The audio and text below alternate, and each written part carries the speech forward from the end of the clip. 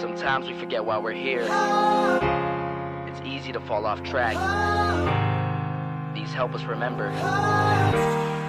These battle scars don't look like they're faded, don't look like they're ever gone away. They ain't never gonna change. These battles. Growing up, I had a dream, something no one else could see. Tell me what it means when your faith is falling beneath your knees and you can't breathe. Everything you see reminds you of what you're not or something you won't be. You gotta take what you're given, that's how we live it. Don't be mad at the system, it's simply how we've existed. I hear a lot of people talking like they politicians and choose to be an accountant because it's safe in a business. Not because they wanna do it, just because they heard it pays. And who the fuck wants to be poor knowing that's how we've been raised? Society is getting heavy, I can feel the weight. The pressure of success is like 100 million pounds of shame. And that's the reason I'm staying up late, trying to find a way to escape the stereotypes this day and age is making me feel like the only way I'll be happy is getting signed to a label and making money through rapping. I wanna share my emotion because this world is attacking the very principle of life that lets the people be happy.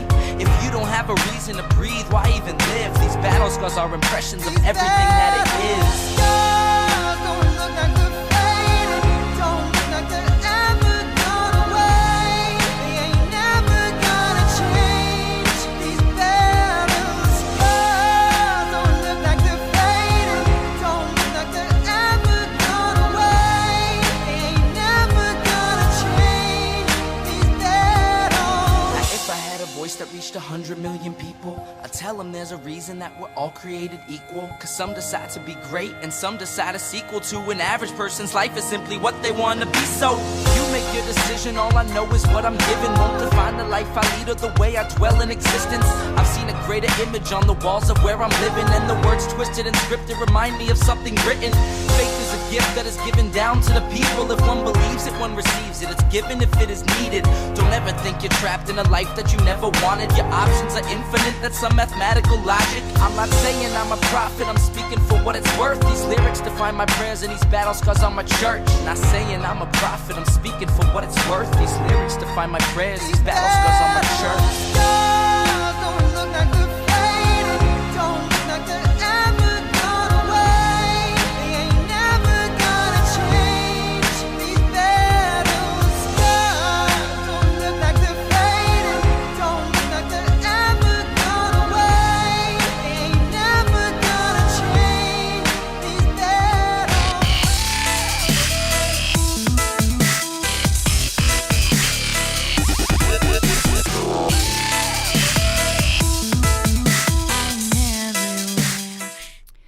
Whoa, what happened here?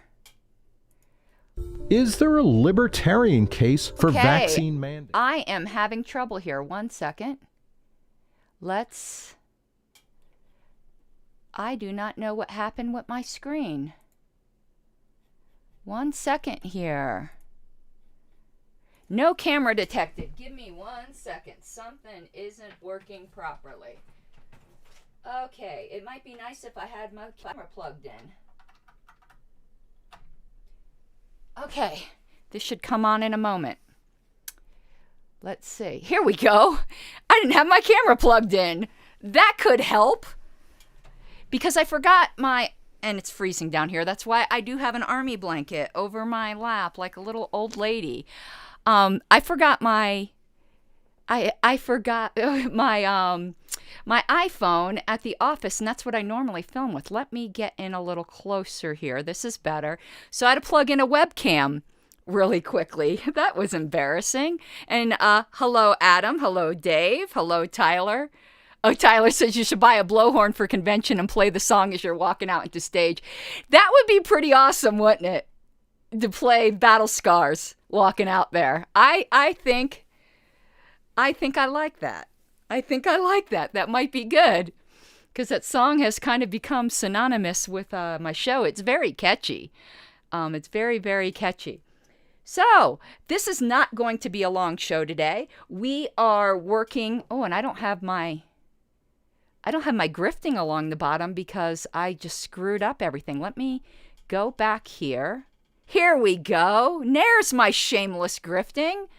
What is a show of mine without my grifting? All right, we only have a few more days left in December for me to make my yearly Patreon goal. I only need $12 a month more in patrons, and I would make my goal. You can make my 2021 a hell of a lot better than it has been, though it's been wonderful in a lot of ways. I don't want to minimize the good things, and maybe we'll talk about all the good things on New Year's Eve. There certainly was a lot of bad things too, but I've come to see the blessing in the bad things. I've come to see the hand of God in the bad things. It doesn't mean the people who stab me in the back aren't pieces of shit, but I have come to see what man means for evil, God works for good. I have actually seen that work out in my life. Also, along the bottom, besides my patreon.com/Pink Flame of Liberty, there's also the merchandise. And in the low bar, there's other ways you can support me through crypto. Always love me some crypto, baby. So yeah, that's all I'm going to talk about that tonight. I'm going to order my Reno Reset shirt so I can model it for you guys. Go to tinyurl.com/Pink Flame merch, and you can get your Reno Reset shirt or your Noda shirt to irritate whatever Sarwark might be in your life. Okay, we are wrapping up on all of the various loose ends from November, December 1973 LP party history. I think tomorrow will be the last of it. We will push the Ayn Rand Playboy interview off into January because I just got an update from eBay that will not be Are you seeing that weird disturbance over my head? Like, are you seeing, like, pixelated? Isn't that weird? Okay, it's not following my head. But like Lady Liberty, are you seeing that? Or is that just on my end? Is there some weird pixelation going on up there? You see that? Isn't that weird? You guys got to let me know if you see that. It's really bothering me now. I think I better put on, because this will distract me. I don't know what's going on with that. But now everyone, oh, look at that. It's because of the green screen. That's what it is. I have a green screen filter on. Okay, let me take that off. There we go. That fixed it. Okay. I had the green screen filter on and it was trying to pick up the green in Lady Liberty. Okay, I'm glad I noticed that. That was bizarre. When I put this on, though, I really noticed it. I'm surprised you didn't notice it in my eyes because I have a hard time with green screens because I have green eyes. I am a boomer. Actually, I'm not. I missed being a boomer by 2 years, but Wayne is a boomer. I'm barely not a boomer. Okay, so yeah, we are finishing up on the little tiny bit left of LP history for November, December. What we have left for tomorrow is a bunch of newspaper articles that were referenced in that issue of LP News. But what we're going to cover today, we were going to cover tomorrow. Oh, I forgot one piece of grifting. Super chats matter. All super chats matter. Yeah, we can identify as boomers. Yes. I am really, I'm looking forward to like the cranky old lady stage where I'm going to be like, get off my fucking lawn. I'll poison your cat. I'm waiting for those days. Sit out in a rocker with my knitting needles going, you freaking little crotch goblins. Oh, I'm looking forward to those days where it looks like I eat small children and I don't have to change my clothes. Don't have to wear a bra and let my boobs sink down to my hips.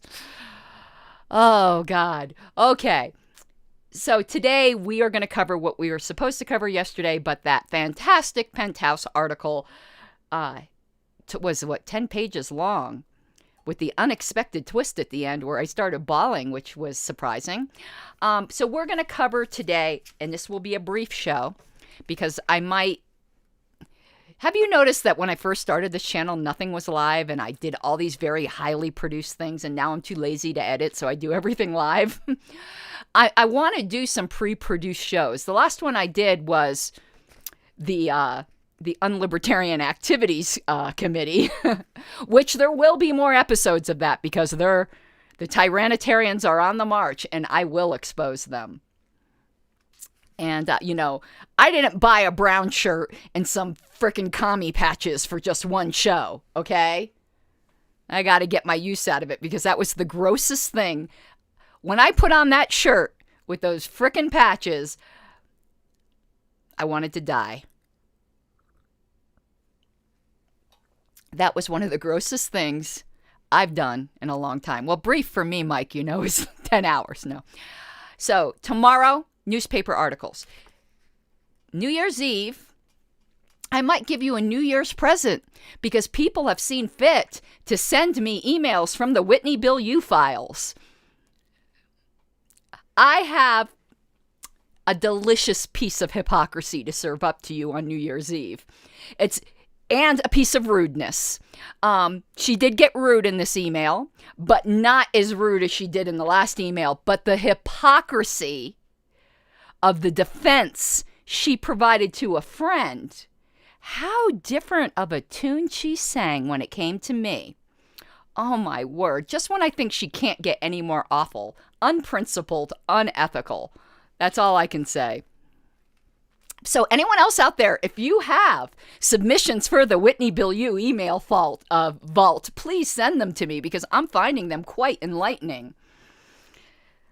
But today, what we're going to be covering is Miller v. California, which I think is one of the last seminal, pun intended, pornography cases that was decided by the Supreme Court. So this was in 1973. The LP was all up in arms about it. You saw there was a column in the Penthouse magazine we were going through. They were all up in arms about it. And the funny thing is, I'm not going to entirely disagree that Mr. Miller did something criminal. I expected to read this case and get all up in my free speech arms, which I will. But he did something that has nothing to do with free speech that the court didn't really address. And it surprised me. So I'd been watching all kinds of videos as well, going over the history of anti-obscenity laws and where they started. And a lot of them have their roots in trying to prevent the dissemination of information about birth control, because that was considered obscene, which is just outrageous to me. I cannot believe the entitled arrogance of people who have a fancy title that think they can run other people's lives. I mean, I never got so incensed about this, like when I was not a libertarian. But now every little bit of this just makes me go, who do you think you are? Like, I just want to go, I just want to bitch slap the entire Congress and the Supreme Court. So basically, with these anti-obscenity laws, what was decided by the men in black dresses, now there's some women in black dresses as well, but at this time it was just men in black dresses, and it was decided before this, by the way, though they reaffirmed, like one thing they didn't question was this. They refined, they try to give a better definition or parameters for defining obscenity. But one thing they never questioned, and that was obscenity is not protected by the First Amendment. Well, you want to know what I have to say to that? Go fuck yourselves with a barbed dildo, you motherfuckers.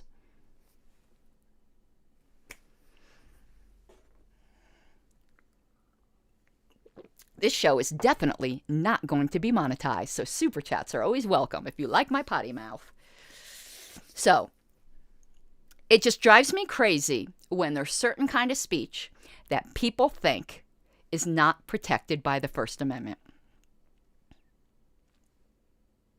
The worst of all possible speeches should be the most protected, in my view. I am a free speech purist. And I have been a free speech purist before I even exercised some of the more profane speech myself. I was a free speech purist when I was a fundamentalist Christian. I've been a free speech purist for quite some time. I've always believed that market forces can take care of issues of things you don't like to hear, or you could just change the channel, Senator. Thank you, Mike, for that outburst. I worked that poll. I worked that obscenity poll. So, but I appreciate it. All super chats do go to my campaign fund. So, yes. To say that obscenity is not protected by the First Amendment is just absolutely outrageous to me. And we'll get into some of the reasons they said why. We're going to get into some of the dissent, and some of the dissent was really, really good. And we'll get into the fact pattern of what Mr. Miller did in California. But I hold, and I tried to get Colorado to pass this in their platform, but couldn't. It got amended out, I believe, Mike. You'll have to, I like, that whole convention was a blur. But I am of the opinion that free speech is valuable in and of itself and for its own sake. It's like, there's some people, like, oh, this even gets into my whole deontological view of liberty. I love liberty for its own sake, not for any results that it gives. I believe liberty is a value absent any good results it may give. Very few people actually hold that particular point of view. And and because of that, a corollary of that is, I think free speech, even the ugliest of free speech, has a value in simply being free and simply being allowed. There needs to be no protection for what everyone agrees is uncontroversial or lovely. It's also why I don't believe, and I think it's utterly incoherent in an alleged land of the free that was founded by traitors, that your treasonous speech is illegal. That's as hypocritical as the LNC, and that's difficult to do. That's a very high bar to be more hypocritical than the LNC. So let's get into what Mr. Miller did. Mr. Miller was a purveyor of adult material, of booklets, as it were, and he sent them in the mail. And a restaurant owner and his wife opened it up, were highly offended, and called the police. And Mr. Miller was arrested. Now, here's the point that's not really addressed in this case, where I would agree that Mr. Miller did something punishable. He just mailed these willy-nilly to everybody. And this gets into issues that have nothing to do with pornography that I'm hoping we can discuss tonight, such as spam, such as junk mail. That's not the part I was talking about. No, I talked about something about even opposing censorship by private entities because free speech in and of itself is a public good. We did not get that part passed, if I remember correctly. You're going to need to look up the report. But it had a lot to do with the Facebook censorship and things like that. I'm talking with Mike over here. That wasn't it either, Mike. There was something very esoteric I tried to get past that got struck. We'll have to look in the report. I could be incorrect. But let me put this up here because this needs to get into the national platform. Language that is perceived to be offensive to certain groups or individuals is not a cause for any legal action. I don't think that would pass a Libertarian Party convention nationally. And that's sad.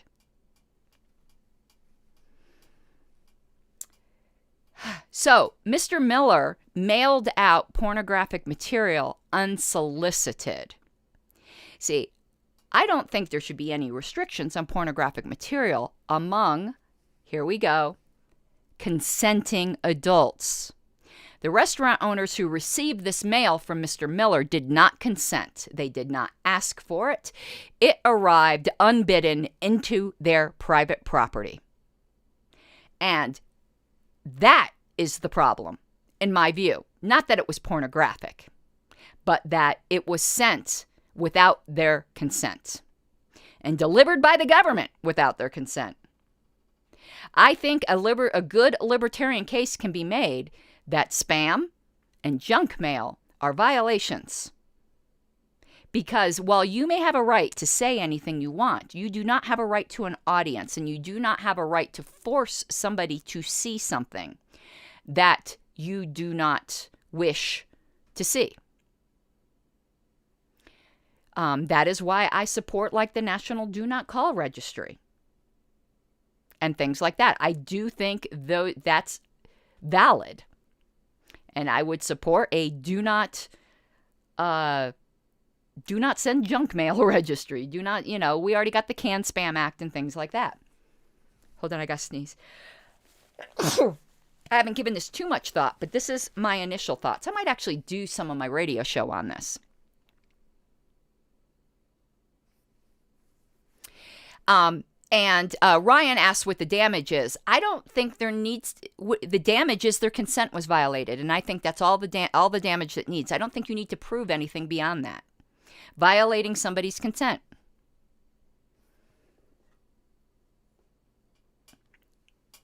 Mike, I think there's more to it than that. You're probably sending the rest of it in a minute.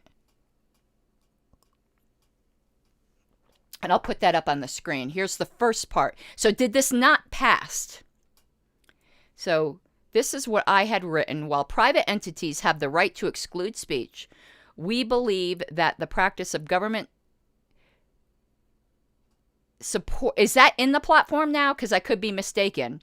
Of government-supported or initiated deplatforming harms the free and open exchange of ideas. And, let's continue, freedom of speech is valuable in its own right, and it should be strongly advocated in both public and private spheres. Yes, I do believe freedom of speech is valuable for its own sake. Is that actually in our platform now? Did that pass? I have a blur with that because I remember most of the platform passed on bank, but we pulled out a couple things. Okay, great. My memory's wrong then, but I think we edited that. I think we edited it in government supported or initiated because I don't think I said anything about the government. I think I just condemned the practice of deplatforming. If you could find the report, otherwise I'll look that up at some other time because I don't think I put the government supported or initiated in there. Maybe I did. But I don't really think government has anything to do with it. I think private deplatforming of things like Facebook and things like that should be condemned. So to me, the real issue in Miller was the non-consensual sending of this material, not the material in and of itself. But that's not what the court did with. So Mr. Miller was arrested for sending pornographic material. Consent didn't really even get into others. I'm reading over here. It didn't even get into it. So let's go over this case a little bit. And this was, I believe, decided, or the Chief Justice at that time, I believe, was a Nixon appointee, Warren Burger. Am I correct? I think I am correct. I don't want to look at the annotations. I want to go to the actual case itself. So it says, appellant, who is Miller, was convicted of mailing unsolicited. It doesn't mention unsolicited, but that was never a major factor in this case. Mailing unsolicited sexually explicit material in violation of a California statute that approximately incorporated the prior obscenity test. And with the prior obscenity test in the case of Memoirs versus Massachusetts was that obscene material was that which was utterly lacking in any socially redeeming value. I think it comes up here later. But the words utterly lacking was the main thing in the Memoirs decision. And the court opined that nobody's ever been able to define utterly lacking.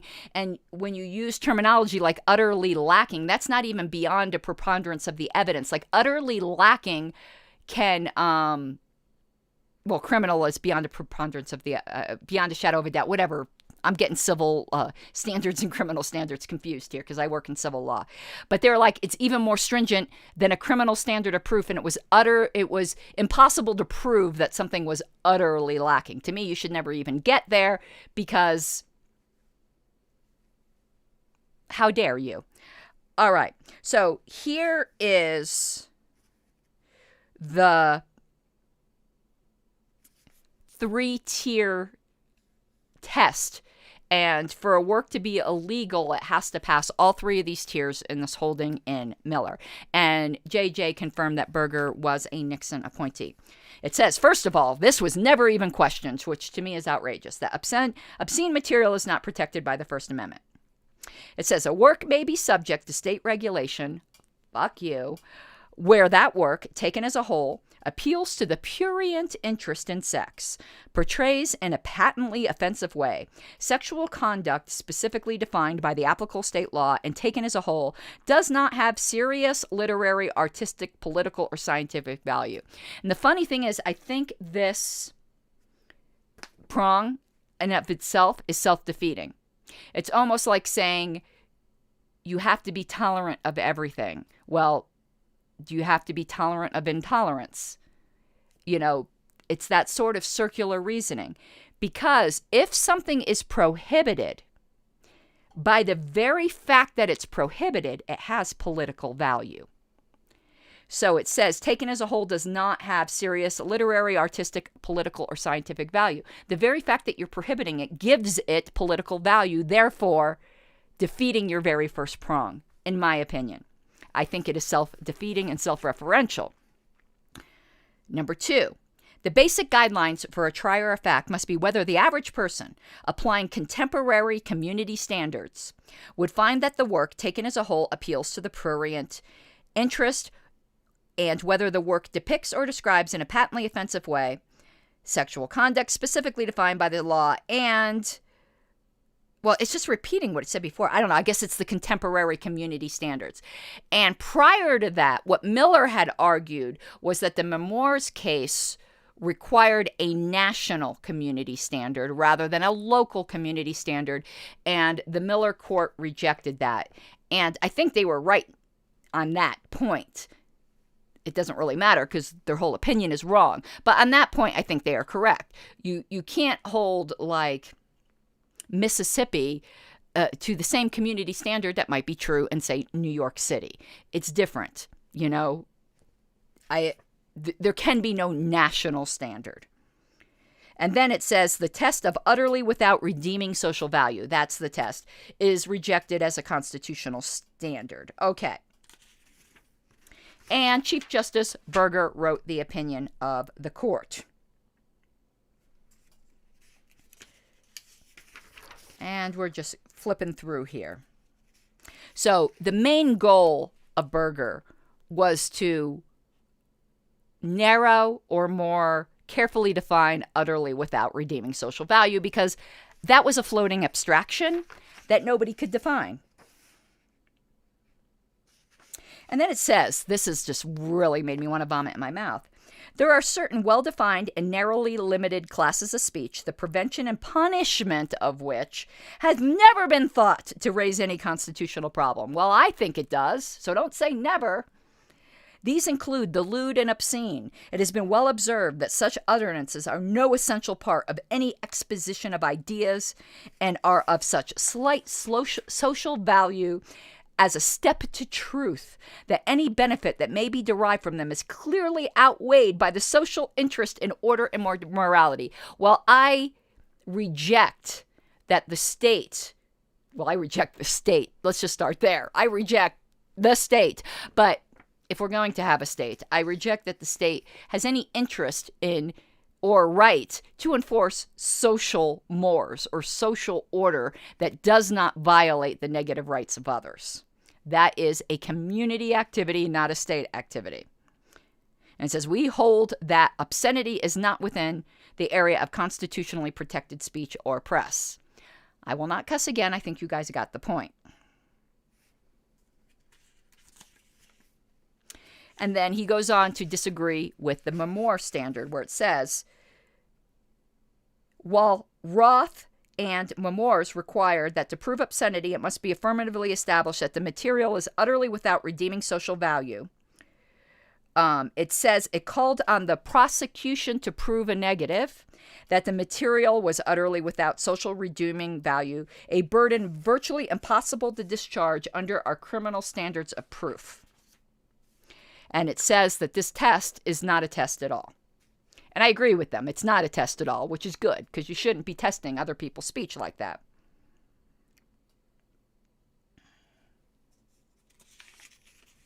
And it says, this has been categorically settled by the court. Kiss my libertarian ass. That obscene material is unprotected by the First Amendment. We acknowledge, however, the inherent dangers of undertaking to regulate any form of expression, then don't do it.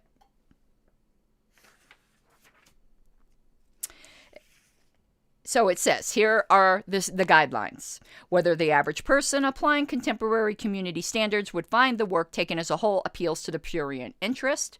Whether the work depicts or describes in a patently offensive way sexual conduct defined by the state law.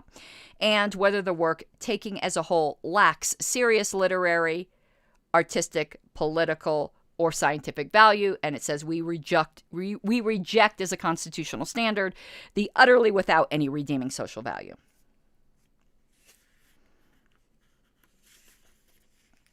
And it says, here's some examples of what a state can regulate. I think they got their jollies off of writing this opinion, to be honest with you. Patently offensive representations or descriptions of ultimate sexual acts, normal or perverted, actual or implied. Mike, I think you and I are in a lot of trouble for cultivar ONR. B, patently offensive representations or descriptions of masturbation, excretory functions. Settle down, Beavis.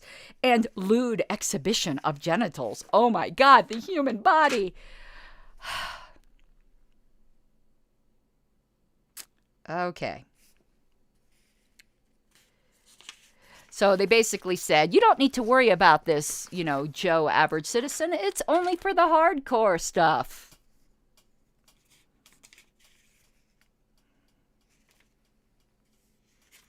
And then the dissents had said, well, what about people who are already producing things now and you just went and shifted the standards on them and this is a post ex facto law?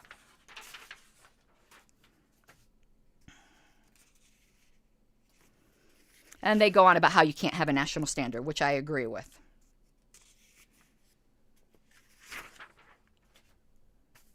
Now, I want to go on to the dissent, because I will agree with the dissent. It says, the dissenting justices sound the alarm of repression, as they shall, and I am having some cognac, which was once deemed to be constitutionally illegal in this republic of ours.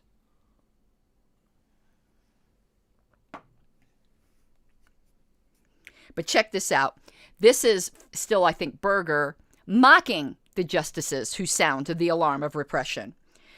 It says, in our view, to equate the free and robust exchange of ideas and political debate with commercial exploitation of obscene material demeans the grand conception of the First Amendment. Oh, clutch your pearls. And its high purposes in the historic struggle for freedom. Projection much, it is you who are demeaning the, can you email that to me? JJ, is that you that are getting quoted there? Will you email that to me, because I can't copy it out of chat, and I would love to take a look at it. So I think they're demeaning the First Amendment, but they're projecting and saying the dissenting justices are. It says, it is a misuse of the great guarantees of free speech and free press. See, you have free speech as long as I agree with it. Nice work if you can get it, LNC. Says the protection given speech and press was fashioned to assure unfettered interchange of ideas for the bringing about of political and social changes desired by the people. Well, what if the social changes desired by the people are to have a better and more free attitude about sex? but the public portrayal of hardcore.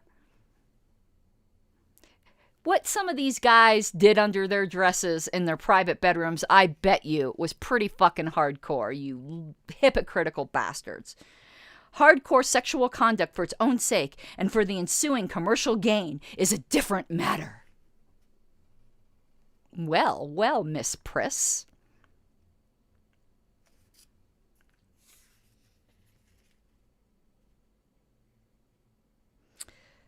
Huh.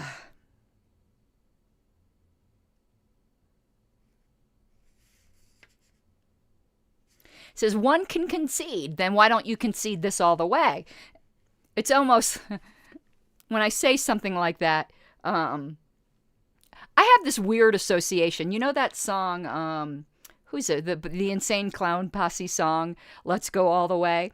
A lot of people, I don't know if that's about sex. I don't know what the fuck it's about. I just like the song. But whenever I hear it, I equate it with getting rid of the state. That's my porn, by the way. That is my pornographic material. My dreams about getting rid of the state. So when that always like enters my mind, like when I'm talking with minarchists, you know, it's like, well, you know, we can't get rid of it all. I'm like, let's go all the way. I think we can. All right. One can concede that the sexual revolution of recent years may have had useful byproducts and striking layers of prudery, apparently not enough layers of prudery, from a subject long irrationally kept from needed ventilation. But your restrictions on ventilation are rational. Self-serving fap. But it does not follow that no regulation of patently offensive, hardcore materials is needed or permissible. Thank you, Daddy. Can I have another? Civilized people do not allow unregulated access to heroin, but they should.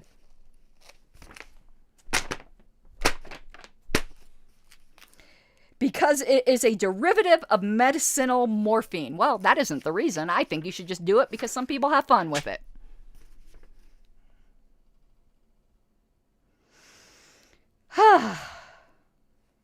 And then it goes on to definitions and other boring shit. I want to get to the dissent.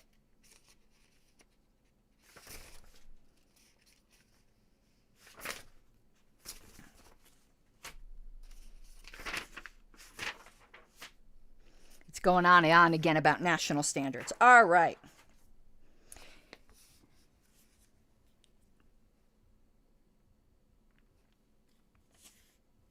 Nope, I already covered that. Here's Justice Douglas dissenting.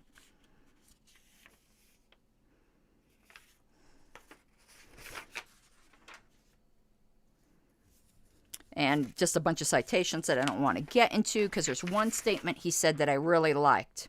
Aha! The court is at large because we deal with tastes and standards of literature. What shocks me may be sustenance for my neighbor.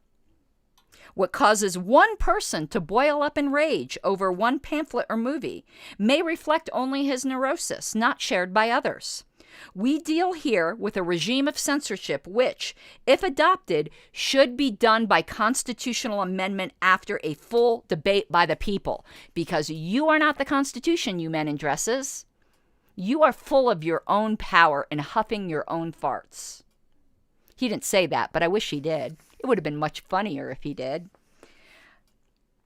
Obscenity cases usually generate tremendous emotional outbursts. They have no business being in the courts. I agree.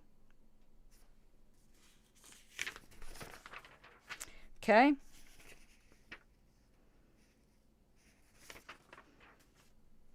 And he continues, while the right to know is the corollary of the right to speak or publish, no one can be forced by government to listen to disclosure that he finds offensive.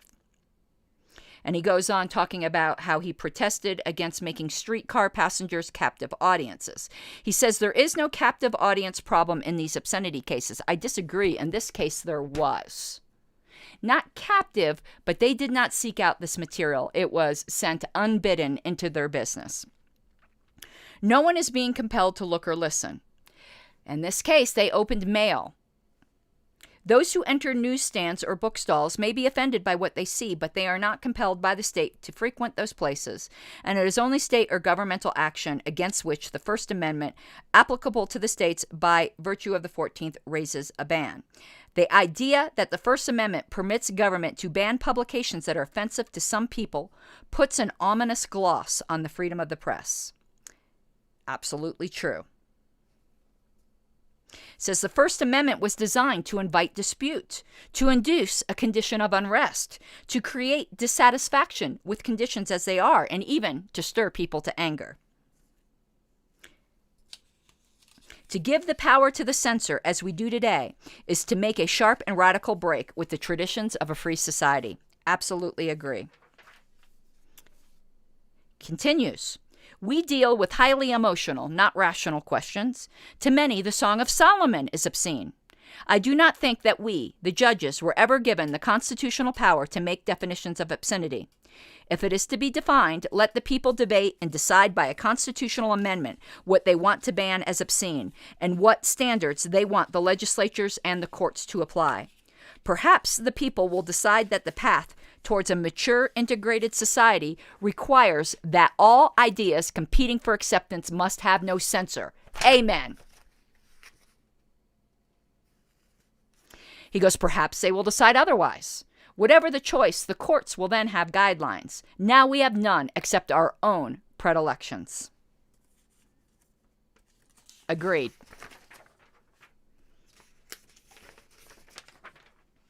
And then there's a little bit of background history here that I found interesting. It said obscenity law has had a capricious history. They don't go into the issue with the birth control here. They do some other things that I wanted to bring out. The white slave traffic was first exposed by W.T. Stead in a magazine article, The Maiden Tribute. The English law did absolutely nothing to the profiteers in vice, but put Stead in prison for a year for writing about an indecent subject. When the law supplies no definite standard of criminality, a judge, in deciding what is indecent or profane, may consciously disregard the sound test of present injury, and proceeding upon an entirely different theory, may condemn the defendant because his words express ideas which are thought liable to cause bad future consequences. Thus, musical comedies enjoy almost unbridled license, while a problem play is often forbidden because it's opposed to our views of marriage. In the same way, the law of blasphemy has been used against Shelley's Queen Mab and the decorous promulgation of pantheistic ideas on the ground that to attack religion is to loosen the bonds of society and endanger the state, and we must never endanger the state. This is simply a roundabout modern method to make heterodoxy in sex matters and even in religion a crime. Very wise words. And that was really all I wanted to cover there. But this caused quite a stir in 1973. And the Puritans are back, folks. We might have different standards where it might be okay to say some things today that would have been unthinkable in the 70s, but things that we gained in the 70s are now unthinkable today.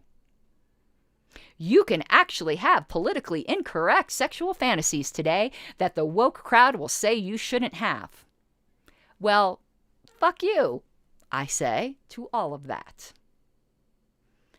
It is just so amazing to me that we are so embarrassed by our own bodies and perfectly natural urges.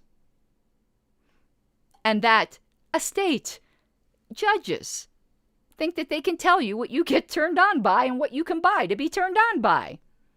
I think the control turns them on. They're closet doms. We are in a BDSM relationship with our government, a non-consensual one.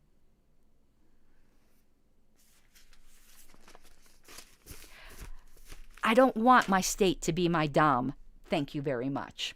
And on those words, we will be retiring for the evening, gentle listeners. I hope you have an awesome night. I will leave with one last plea to help me make my October goal. Not October. What the fuck is wrong with me? I must have drank too much. My 2021 goal. I just need an additional $12 a month in patrons to meet a milestone. It's patreon.com/Patreon Pink Flame of Liberty. But in any event, I hope you have an awesome night. And I'll see you tomorrow to finish up this little interlude into libertarian and liberty history. I hope you have an awesome night. Bye-bye. Let me find my little go key here.